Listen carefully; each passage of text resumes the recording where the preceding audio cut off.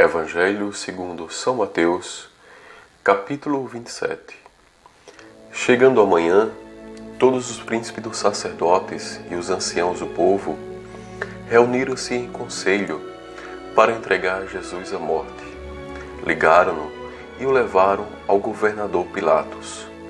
Judas, o traidor, vendo-o então condenado, tomado de remorsos, foi devolver aos príncipes dos sacerdotes e aos anciãos as 30 moedas de prata, dizendo-lhes: pequei, entregando o sangue de um justo. Responderam-lhe: que nos importa? Isto é lá contigo. Ele jogou então no templo as moedas de prata, saiu e foi enforcar-se. Os príncipes dos sacerdotes tomaram o dinheiro e disseram: não é permitido lançá-lo no tesouro sagrado, porque se trata de preço de sangue. Depois de haverem deliberado, compraram com aquela soma o campo do oleiro, para que ali se fizesse um cemitério de estrangeiros. Essa é a razão porque aquele terreno é chamado ainda hoje Campo de Sangue. Assim se cumpriu a profecia do profeta Jeremias. Eles receberam 30 moedas de prata, preço daquele cujo valor foi estimado pelos filhos de Israel, e deram-no pelo campo do oleiro, como o Senhor me havia prescrito. Jesus compareceu diante do governador, que o interrogou: és o rei dos judeus? Sim, respondeu-lhe Jesus. Ele, porém, nada respondia às acusações dos príncipes, dos sacerdotes e dos anciãos. Perguntou-lhe Pilatos: não ouves todos os testemunhos que levantam contra ti? Mas, para a grande admiração do governador, não quis responder a nenhuma acusação.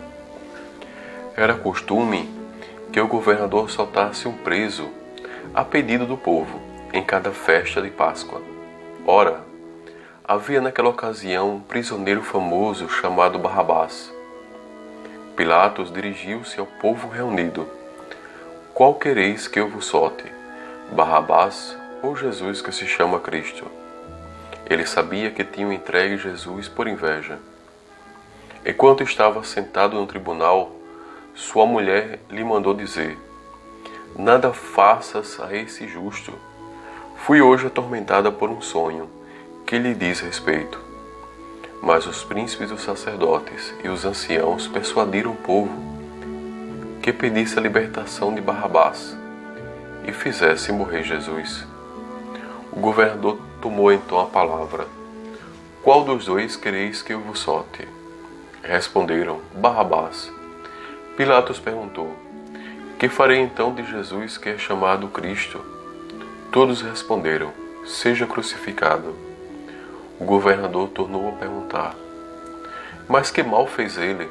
E gritavam ainda mais forte: seja crucificado. Pilatos viu que nada adiantava, mas que ao contrário, o tumulto crescia. Fez com que ele trouxessem água, lavou as mãos diante do povo e disse: sou inocente do sangue deste homem, isto é lá convosco. E todo o povo respondeu: caia sobre nós o seu sangue e sobre nossos filhos. Libertou então Barrabás, mandou açoitar Jesus e lhe entregou para ser crucificado. Os soldados do governador conduziram Jesus para o pretório e rodearam-no com todo o pelotão. Arrancaram-lhe as vestes e colocaram-lhe um manto escarlate. Depois trançaram a coroa de espinhos, meteram-lhe na cabeça e puseram-lhe na mão uma vara. Dobrando os joelhos diante dele, diziam com escárnio: salve, rei dos judeus! Cuspiam-lhe no rosto e, tomando da vara, davam-lhe golpes na cabeça. Depois de escarnecerem dele, tiraram-lhe o manto e entregaram-lhe as vestes. Em seguida, levaram-no para o crucificar. Saindo, encontraram um homem de Cirene chamado Simão, a quem obrigaram a levar a cruz de Jesus. Chegaram a um lugar chamado Gólgota, isto é, lugar do crânio. Deram-lhe de beber vinho misturado com fel. Ele provou, mas se recusou a beber. Depois de o haverem crucificado, dividiram suas vestes entre si, tirando a sorte. Cumpriu-se assim a profecia do profeta. Repartiram entre si minhas vestes, e sobre meu manto lançaram a sorte. Sentaram-se e montaram guarda. Por cima de sua cabeça penduraram um escrito trazendo o motivo de sua crucificação: Este é Jesus, o Rei dos Judeus. Ao mesmo tempo, foram crucificados com ele 2 ladrões, um à sua direita e outro à sua esquerda. Os que passavam o injuriavam, sacudiam a cabeça e diziam: Tu que destróis o templo e o reconstróis em 3 dias, salva-te a ti mesmo. Se és o Filho de Deus, desce da cruz. Os príncipes dos sacerdotes e os escribas e os anciãos também zombavam dele. Ele salvou a outros e não pode salvar-se a si mesmo. Se é rei de Israel, desça agora da cruz e nós creremos nele. Confiou em Deus, Deus o livre agora. Se o ama, porque ele disse: Eu sou o Filho de Deus. E os ladrões crucificados com ele também o ultrajavam. Desde a hora 6ª até a hora 9ª, cobriu-se toda a terra de trevas. Próximo da hora 9ª, Jesus exclamou em voz forte: Eli, Eli, lama sabachthani. O que quer dizer: meu Deus, por que me abandonastes? A essas palavras, alguns dos que lá estavam diziam: Ele chama por Elias. Imediatamente, um deles tomou uma esponja, embebeu-a em vinagre e apresentou-lhe na ponta de uma vara para que bebesse. Os outros diziam: Deixa, vejamos se Elias virá socorrê-lo. Jesus de novo lançou um grande brado e entregou a alma. E eis que o véu do templo se rasgou em 2 partes, de alto a baixo. A terra tremeu, fenderam-se as rochas, os sepulcros se abriram, e os corpos de muitos justos ressuscitaram. Saindo de suas sepulturas, entraram na cidade santa, depois da ressurreição de Jesus, e apareceram a muitas pessoas.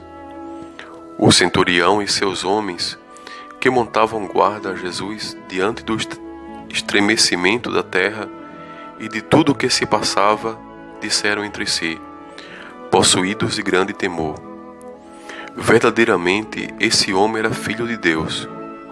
Havia ali também algumas mulheres que de longe olhavam, tinham seguido Jesus desde a Galileia para o servir. Entre elas se achavam Maria Madalena e Maria, mãe de Tiago e de José, e a mãe dos filhos de Zebedeu. À tardinha, um homem rico de Arimateia, chamado José, que era também discípulo de Jesus, foi procurar Pilatos e pediu-lhe o corpo de Jesus. Pilatos cedeu. José tomou o corpo, envolveu-o num lençol branco e o depositou no sepulcro novo, que tinha mandado talhar para si na rocha. Depois rolou uma grande pedra à entrada do sepulcro e foi-se embora.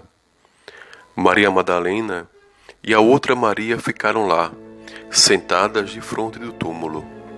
No dia seguinte, isto é, o dia seguinte ao da preparação, os príncipes dos sacerdotes e os fariseus dirigiram-se todos juntos à casa de Pilatos e disseram-lhe: Senhor, nós nos lembramos de que aquele impostor disse, enquanto vivia: depois de 3 dias ressuscitarei. Ordena, pois, que seu sepulcro seja guardado até o 3º dia. Os seus discípulos poderiam vir, roubar o corpo e dizer ao povo: ressuscitou dos mortos, e esta última impostura seria pior que a primeira. Respondeu Pilatos: tendes uma guarda, ide e guardai-o como entendeis. Foram, pois, e asseguraram o sepulcro, selando a pedra e colocando guardas.